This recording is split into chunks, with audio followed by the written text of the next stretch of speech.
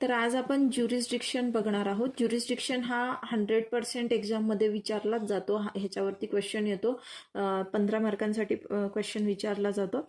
आता लास्ट लेक्चरमध्ये आपण बघितलं होतं की ज्युरिस्डिक्शन जो वर्ड आहे हा दोन वर्ड्समधून येतो, दोन लॅटिन वर्ड्समधून येतो, ज्युरिस आणि डिक्टो, ज्याचा मिनिंग काय होतो, आय स्पीक बाय लॉ, म्हणजे I have that authority to speak, law has given me that authority to speak.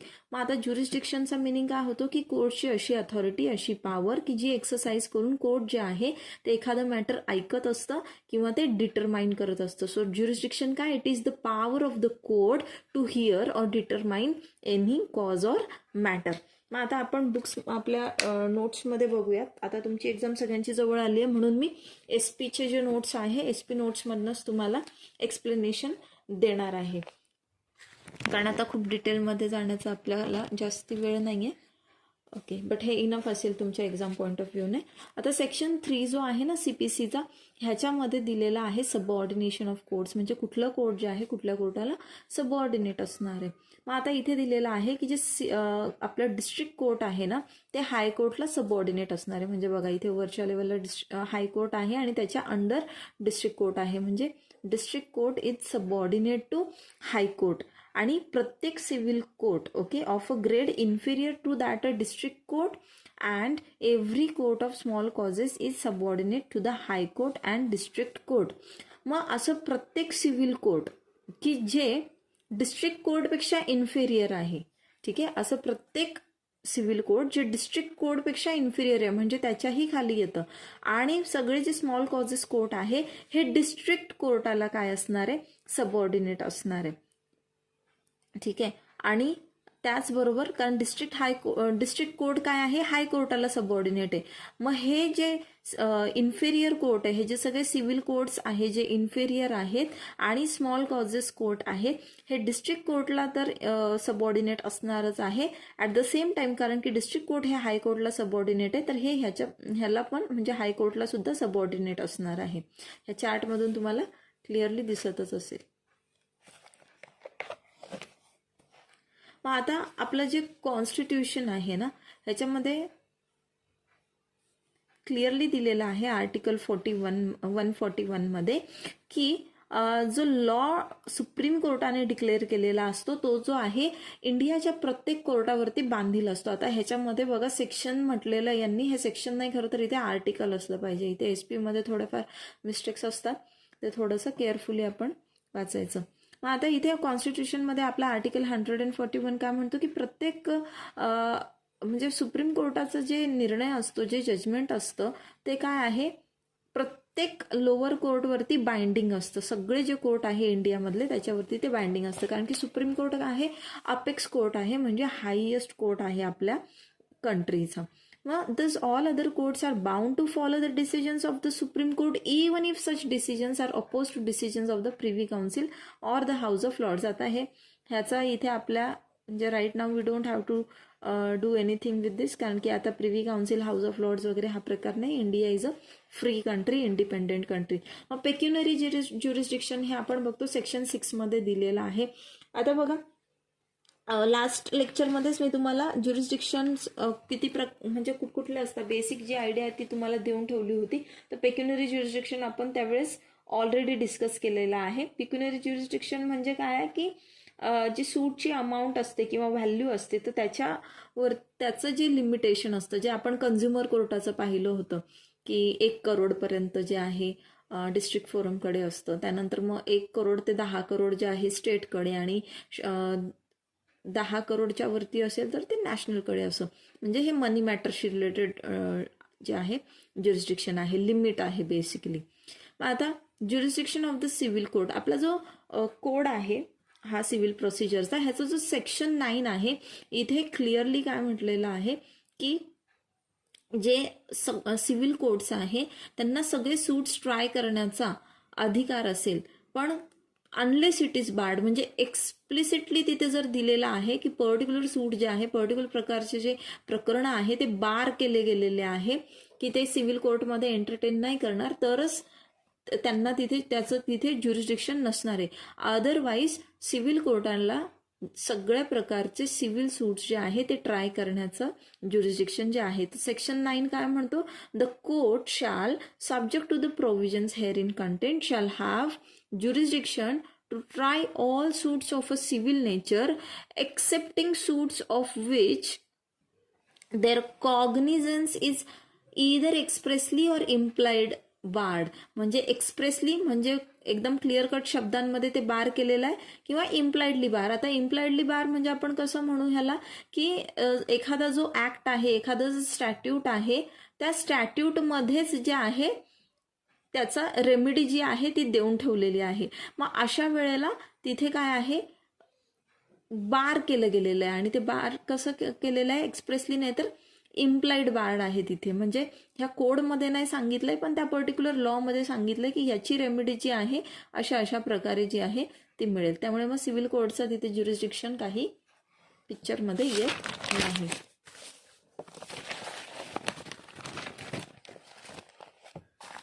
Bus basically section 9 मग आपल्याला काय देतं की दोन इथे कंडिशन प्रोव्हाइड करतं. एक काय की सूट जो आहे तो सिव्हिल नेचरचा असला पाहिजे आणि त्याचं जे कॉग्निझन्स आहे, कॉग्निझन्स म्हणजे काय, दखल.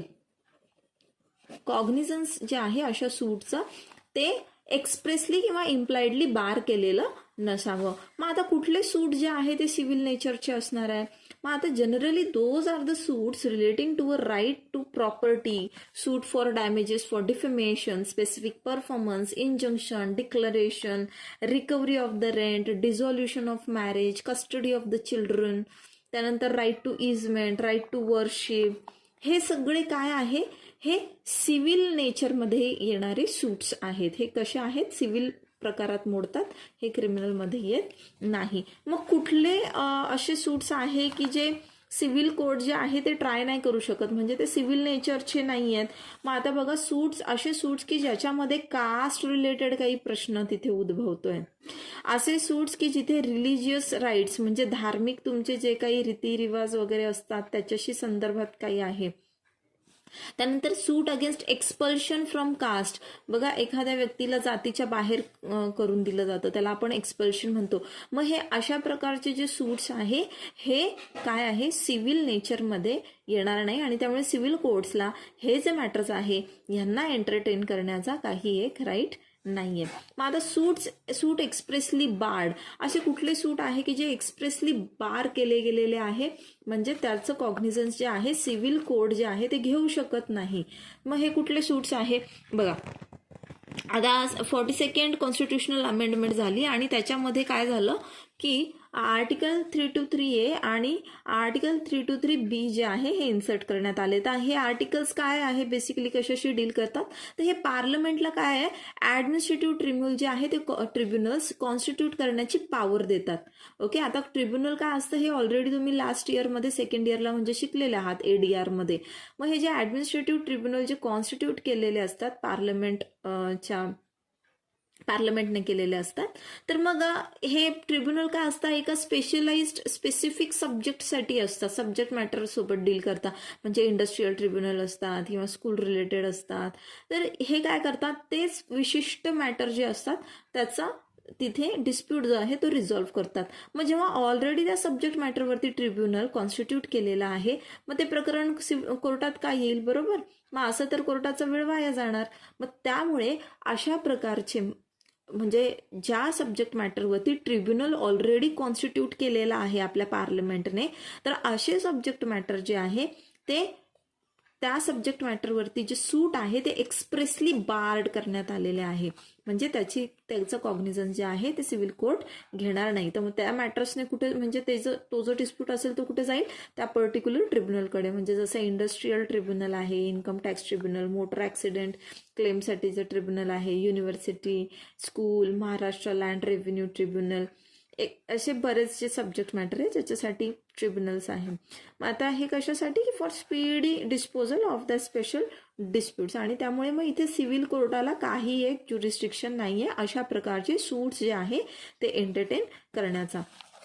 मग आता सूट इम्प्लाइडली बार्ड म्हटलं. आता एक्सप्रेस म्हणजे काय की तुम्ही स्पष्ट प्रकारे तिथे म्हणजे लिहूनच दिलेलं आहे की इथे काय आहे, ज्युरिस्डिक्शन नसणार आहे. इम्प्लाइड म्हणजे जसं मी सांगितलं की त्या पर्टिक्युलर ऍक्टमध्ये जी आहे रेमेडी दिलेली आहे. बघा आता jurisdiction of the civil court is taken away by the general principles of law. No express specific provision is made under any statute whereby the jurisdiction of the civil court is taken away. But it is for the court to draw certain inferences which are considered to be general principle of law. असं स्पष्ट कुठे दिलेलं नसतं, पण हे कोर्टाला काय आहे, इन्फरन्स त्या ठिकाणी ड्रॉ करायचे असतं. म्हणजे कोर्टाला त्या ठिकाणी एक काय करायचं असतं की एक कन्क्लुजन आपण म्हणून तिथून ड्रॉ करायचं असतं की ओके हा जो पर्टिक्युलर मॅटर आहे हा काय आहे सिव्हिल कोर्टाने बार केलेला आहे. मग हे कसं आहे की एक एक्झाम्पल दिलंय की जेव्हा स्पेसिफिक रेमेडी दिलेली आहे त्याच पर्टिक्युलर ऍक्टच्या अंडर की आणि rights to be enforced in a specific manner under that statute itself. मग रेमेडी आणि राईट्स जी आहे त्या स्टॅट्यूटमध्येच दिलेली जर असेल then its performance cannot be enforced in any other manner. मग जर रेमेडी अशा पद्धतीने एन्फोर्स करायची, राईट्स जे आहे ते अशा एका विशिष्ट पद्धतीने एन्फोर्स करायचे, हे त्या पर्टिक्युलर ऍक्टमध्येच दिलेलं आहे. मग तुम्ही दुसरीकडे कुठे जाणारच नाही ती रेमेडी जी आहे ती मागण्यासाठी किंवा ते राईट्स जे आहे ते एन्फोर्स करण्यासाठी. मग अशा वेळेला सूट जे आहे ते इम्प्लाइडली बार केलेले असतात. आता फॅक्टर्स, कुठले फॅक्टर्स असतात जे ज्युरिस्डिक्शन डिटरमाइन करतात. मग आता जसं की लॅक ऑफ ज्युरिस्डिक्शन म्हणजे कोर्टाकडे ज्युरिस्डिक्शन नाहीये. मग ज्यावेळेस कोर्टाकडे ज्युरिस्डिक्शन नसतं आणि स्टील त्याने जर डिक्री पास केलेली असेल तर मग अशा वेळेस ती डिक्री जी विदाऊट ज्युरिस्डिक्शन पास केलेली असते तिला काय आपण म्हणतो की the decree without jurisdiction is nullity and not enforceable by law. म्हणजे ही एन्फोर्स होणार नाही. त्यानंतर इरेग्युलर एक्सरसाइज ऑफ ज्युरिस्डिक्शन म्हणजे इरेग्युलरिटी आहे ज्युरिस्डिक्शन एक्सरसाइज करण्यामध्ये. बेसिस ऑफ डिटरमाइनिंग ज्युरिस्डिक्शन काय आहे, कुठल्या बेसिसवरती ज्युरिस्डिक्शन जे आहे ते डिसाईड केलं जातं, डिटरमाइन केलं जातं. आता हे सगळं जे आहे ते डिपेंड करतं की त्या प्लेंटिफने नेमके काय अव्हरमेंट्स केलेले, म्हणजे काय त्या ठिकाणी मुद्दे मांडलेले आहे, काय त्याचं म्हणणं आहे प्लेंटमध्ये. आता आपण ड्राफ्टिंग प्लीडिंगमध्ये प्लेंट काय असतो ते बघितलंय.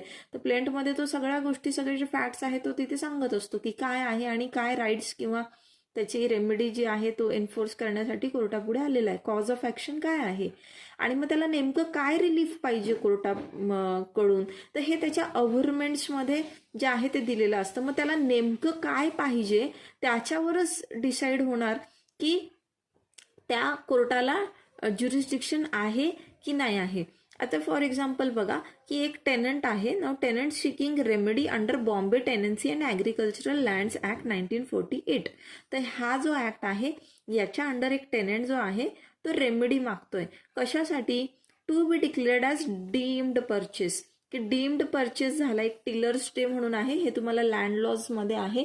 ज्यावेळेस आपण लँड लॉज शिकू त्यावेळेस लक्षात येईल तुम्हाला की टिलर्स डे म्हणजे नेमकं काय, हे तुम्हाला नेक्स्ट सेमिस्टरला आहे. पण मग आता जर तो ह्या ऍक्टच्या अंडर डीम्ड परचेससाठी तिथे रेमेडी मागतोय, परंतु ॲग्रिकल्चरल लँड ट्रिब्युनल किंवा ह्याच्यासाठी ऑलरेडी काय आहे तिथे ट्रिब्युनल आहे, ॲग्रिकल्चरल लँड ट्रिब्युनल, आणि मामलतदार सुद्धा आहे. मामलतदार सुद्धा तुम्ही लँड लॉज मध्ये नेक्स्ट सेमिस्टरला शिकणार आहात. मग आता ह्यांचं जे ज्युरिस्डिक्शन आहे मामलतदार कोर्टचं किंवा ॲग्रिकल्चरल लँड ट्रिब्युनलचं, हे स्पेसिफिकली कुठल्या मॅटर्सवरती आहे, ॲग्रिकल्चरल लँड्सवरती आहे. मग आता हा जो पर्सन आहे, हा जो टेनंट आहे, हा ह्या ऍक्टच्या अंतर्गत कोर्टाकडे जर रेमेडी मागायला आला तर कोर्टाचं ज्युरिस्डिक्शन त्या ठिकाणी बार केलेलं आहे आपण असं समजू का, कारण की ऑलरेडी त्यासाठी ट्रिब्युनल आहे. त्यामुळे इथे सिव्हिल कोर्टला इथे कुठलंही ज्युरिस्डिक्शन राहणार नाही. मग डिसिजन ॲज टू ज्युरिस्डिक्शन, मग सिव्हिल कोर्टला काय आहे, इनहेरंट ज्युरिस्डिक्शन असतं कुठलाही क्वेश्चन डिसाईड करण्याचा अनलेस तो बार केलेला असेल. ओके ना. प्रिझम्पशन ॲज टू ज्युरिस्डिक्शन, मग आता प्रिझम्पशन ॲज टू ज्युरिस्डिक्शन म्हणजे काय, आता जो अलेज करतो ना की सिव्हिल कोर्टाकडे ज्युरिस्डिक्शन नाहीये एखादा पर्टिक्युलर मॅटर ट्राय करण्याचं, समजा ह्या पार्टीने ह्या पार्टीवरती काही इथे सपोज याच्या अगेन्स्ट काही सूट जो आहे तो फाईल केलेला आहे आणि मग ही पार्टी म्हणते की ह्या कोर्टकडे ज्युरिस्डिक्शनच नाहीये माझ्या अगेन्स्ट ही प्रोसिडिंग जी आहे ती इनिशिएट करण्याचा, हा सूट जो आहे हा पुढे प्रोसीड करण्याचा.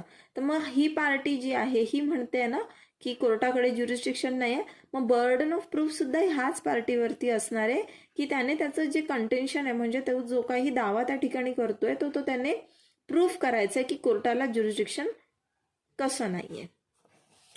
Then no choice to the parties. मग आता पार्टीज जे आहे हे स्वतःच्या मनाने ना तर कुठल्या कोर्टावरती ज्युरिस्डिक्शन कन्फर करू शकता. म्हणजे आता ह्या 2 पार्टीज आहे आणि ह्या 2 पार्टीज म्हणतात की अरे आपल्याला पुण्याचं कोर्ट ना खूप दूर पडेल, आपण एक काम करूयात नाशिकच्या कोर्टामध्ये मॅटर जो आहे इन्स्टिट्यूट करूयात. तर असं दोघांच्या कन्सेंटने असं काही होत नसतं. ठीक आहे ना. तर हे दोघं कुठल्या कोर्टाचं ज्युरिस्डिक्शन काढून घेऊ शकतात ना तर हे कुठल्या कोर्टावरती ज्युरिस्डिक्शन कन्फर करू शकतात. मग आता determination of preliminary issue of jurisdiction. आता सेक्शन 9A जो आहे हा जो आहे ह्याच्याशी डील करतो. म्हणजे आता प्रिलिमिनरी इश्यू काय आहे, ब्लर झाला. ओके. आता if at the hearing of any application, मग एखादा ॲप्लिकेशन कोर्टापुढे आलाय की एखादा ऑर्डर जी आहे ती सेट असाइड करण्यासाठी किंवा एखादी ऑर्डर ग्रँट करण्यासाठी, एखादा डिसिजन तिथे ऑर्डर पास करण्यासाठी, डिसिजन देण्यासाठी एखादा ॲप्लिकेशन कोर्टापुढे जे आहे ते मांडण्यात आलेलं आहे.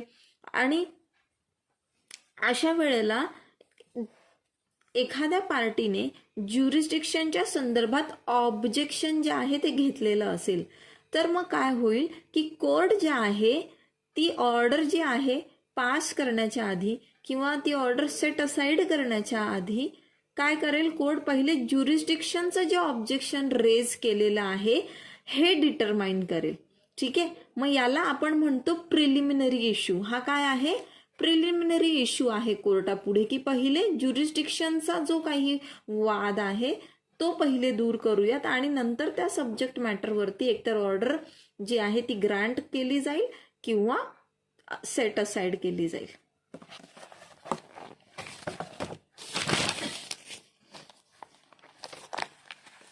मग आता kinds of jurisdiction. Kinds of jurisdiction already मी तुम्हाला एक्सप्लेन केलेले आहे. सिव्हिल आणि क्रिमिनल ज्युरिस्डिक्शन म्हणजे सिव्हिल नेचरचे मॅटर कुठे जातील, सिव्हिल कोर्टात. क्रिमिनल नेचरचे जातील क्रिमिनल कोर्ट्समध्ये. मग टेरिटोरियल किंवा ज्याला लोकल ज्युरिस्डिक्शन पण म्हणतात. टेरिटोरियल हे मी तुम्हाला सांगितलंय की पर्टिक्युलर त्या टेरिटरीमध्ये म्हणजे जॉग्राफिकल लिमिट्समध्ये जे आहे त्यांची पॉवर असते कोर्टाची, त्याच्या बाहेर जाऊन ते पॉवर एक्सरसाइज करू शकत नाही. म्हणजे आता बॉम्बे हायकोर्ट जे आहे, बॉम्बे हायकोर्ट केरलाच्या मॅटरवरती नाही देणार तिथे काही जजमेंट किंवा डिसिजन ऑर्डर वगैरे. सो इथे बॉम्बे हायकोर्टचे लिमिट्स काय आहे, टेरिटोरियल लिमिट महाराष्ट्र आहे, द स्टेट ऑफ महाराष्ट्र. दुसऱ्या स्टेटच्या मॅटरमध्ये ते कोर्ट इंटरफेअर करणार नाही. पेक्युनरी ज्युरिस्डिक्शन बऱ्याचदा आपलं झालेलं आहे की मनी व्हॅल्यू रिलेटेड असतं हे. Now jurisdiction as to subject matter की कुठला सब्जेक्ट आहे, नेमकं काय सब्जेक्ट मॅटर आहे त्यानुसारच त्या पर्टिक्युलर कोर्टाकडे जाईल. म्हणजे सूट जो आहे तो इन्स्टिट्यूट होईल ज्या काही प्रोसिडिंग्स आहेत. मग ओरिजिनल अँड अपेलेट ज्युरिस्डिक्शन. आता ओरिजिनल ज्युरिस्डिक्शन म्हणजे काय की इनहेरंट आहे, मूळतः जन्मतः त्याच्यावरती त्या कोर्टाकडे ते ज्युरिस्डिक्शन आहे. त्यानंतर आपण बघूयात ओरिजिनल अँड अपेलेट ज्युरिस्डिक्शन. आता ओरिजिनल ज्युरिस्डिक्शन म्हणजेच काय, इनहेरंट ज्युरिस्डिक्शन असतं. म्हणजे हे ओरिजिनल ज्युरिस्डिक्शन ज्यावेळेस असतं तर ते कोर्ट, त्या कोर्टला आपण काय म्हणतो, it is a court of first instance. Okay. Which decide suits, petitions or application. असं कोर्ट की ज्याच्याकडे प्रथमतःच एखादं पिटिशन, एखादं ॲप्लिकेशन, एखादा सूट जो आहे तो डिसाइड करण्यासाठी जात असतो. तिथे अपील थ्रू आलेला नसतो. मग जिथे ओरिजिनली तुम्ही ह्या कोर्टमध्ये जे आहे ते पिटिशन टाकलं, तिथून काही निकाल आला आणि तुम्ही अग्रीव्ड आहात, म्हणजे तुम्हाला तो निकाल जो आहे तो पटलेला नाहीये किंवा तुमच्या राईट्स त्या ठिकाणी काय होत आहे, कुठे ना कुठे व्हायोलेट होत आहे, रेमेडी भेटली नाही आणि मग तुम्ही अपील करायला वरच्या कोर्टात जाता. मग हे झालं अपेलेट ज्युरिस्डिक्शन. ओके. पण ओरिजिनल काय की प्रथमतः इथेच इन्स्टिट्यूट होईल आणि मग इथून तुम्ही वरती जाणार. ठीक आहे. मग जसं की आपण बघा आपलं स्कूल कॉलेजमध्ये की एखादा काही इश्यू असेल तर आपण स्कूलमध्ये होतो, आपण पहिले क्लास टीचरकडे सांगत होतो, त्यानंतर आपण जायचो कोणाकडे, जर कोणी HOD वगैरे असेल मग त्यानंतर हेडमास्टरकडे, आपण डिरेक्टली हेडमास्टरकडे जात नव्हतो. तसं म्हणजे प्रथम कुठे इन्स्टिट्यूट होतो सूट, त्याला आपण म्हणतो ओरिजिनल ज्युरिस्डिक्शन. मग आता हे जे मुन्सिफ कोर्ट्स आहे, कोर्ट्स ऑफ सिव्हिल जजेस, स्मॉल कॉज कोर्ट्स, हे काय आहे, ओरिजिनल ज्युरिस्डिक्शन आहे ह्यांच्याकडे. ठीक आहे. आणि जे डिस्ट्रिक्ट कोर्ट आणि हायकोर्ट आहे यांच्याकडे ओरिजिनल ज्युरिस्डिक्शन सुद्धा आहे आणि अपेलेट ज्युरिस्डिक्शन सुद्धा आहे. मग एक्सक्लुझिव्ह आणि कॉन्करंट ज्युरिस्डिक्शन. आता एक्सक्लुझिव्ह ज्युरिस्डिक्शन म्हणजे काय की फक्त एक्सक्लुझिव्हली त्याच कोर्टाकडे आहे ज्युरिस्डिक्शन, तो पर्टिक्युलर मॅटर जो आहे तो डिसाईड करण्याचा, बाकी इतर कुठल्या कोर्टाकडे नाही. म्हणजेच काय, exclusive jurisdiction is that which confer sole power. Sole म्हणजे काय, ते एकमेव, एकटा, फक्त त्या एकट्यालाच ती पॉवर असते, on one court or tribunal to try, deal with and decide a case. No other court or authority can render a judgment or give a decision in the case or class of cases. मग दुसऱ्या कुठल्या अथॉरिटीकडे ती power नसते, दुसऱ्या कुठल्या कोर्टाकडे ते jurisdiction नसतं ती पर्टिक्युलर केस ऐकण्याची. आता कॉन्करंट म्हणजे काय, आता कॉन्करंट म्हणजे काय की सेम टाइमला दोन्हीकडे. मग कधी कधी काय सब्जेक्ट मॅटर अशी असतात की ॲट अ टाइम जे आहे दोन्ही कोर्टाकडे ज्युरिस्डिक्शन असतं, दोन कोर्टांकडे, इकडे पण आहे इकडे पण आहे. मग ते पार्टीवर डिपेंड करतं की त्याने इथे जायचं की इथे जायचं. मग याला आपण म्हणतो की कॉन्करंट ज्युरिस्डिक्शन आहे. Municipal and foreign jurisdiction. आता म्युनिसिपल ज्युरिस्डिक्शन म्हणजे काय की त्या पर्टिक्युलर कंट्री पुरतं, की फॉर एक्झाम्पल इंडिया आहे, मग फक्त इंडियावरती जे ज्युरिस्डिक्शन अप्लाइड असेल त्याला आपण म्हणू म्युनिसिपल ज्युरिस्डिक्शन. आणि फॉरेन म्हणजे काय, foreign jurisdiction means jurisdiction exercised by a court in a foreign country. म्हणजे कोर्ट आहे, एखादं कोर्ट जे आहे त्याचं ज्युरिस्डिक्शन जे आहे त्याच्या कंट्रीच्या बाहेर सुद्धा दुसऱ्या कंट्रीमध्ये एक्सरसाइज करतो, तर त्यावेळेस आपण फॉरेन ज्युरिस्डिक्शन म्हणतो. एक्सपाउंडिंग आणि एक्सपॅन्डिंग ज्युरिस्डिक्शन म्हणजे काय, आता एक्सपाउंड करणं म्हणजे काय, डिफाईन करणं, क्लॅरिफाय करणं, एखादी गोष्ट एक्सप्लेन करणं. मग एक्सपाउंडिंग ज्युरिस्डिक्शन म्हणजेच काय की ज्या वेळेस त्या कोर्टाचं ज्युरिस्डिक्शन एक्सप्लेन केलं जात आहे, डिफाईन केलं जात आहे, क्लॅरिफाय केलं जात आहे, त्याला आपण एक्सपाउंडिंग ज्युरिस्डिक्शन म्हणतो. आणि एक्सपॅन्डिंग म्हणजे काय, एनलार्ज करणं, एक्सटेंड करणं म्हणजे विस्तार करणं. नॉर्मली हे this is not proper for the court to expand its jurisdiction. कोर्टाने आपलं ज्युरिस्डिक्शन जे आहे ते एक्सपांड करायला नको, कारण की प्रत्येक कोर्टाचे लिमिट जे आहे ते ऑलरेडी सेट करून दिलेले आहे. मग आपण इथे आता केस लॉज बघूयात. ते केस लॉ बघा, municipal corporation of city of Amravati versus Ashok Ramkrishna Kamble 1994 ची केस आहे ही. ह्याच्यामध्ये बॉम्बे हायकोर्टाने काय म्हटलं की the objection to the jurisdiction can be raised at any level. If the court has no jurisdiction, it can be pointed out at any stage of the litigation.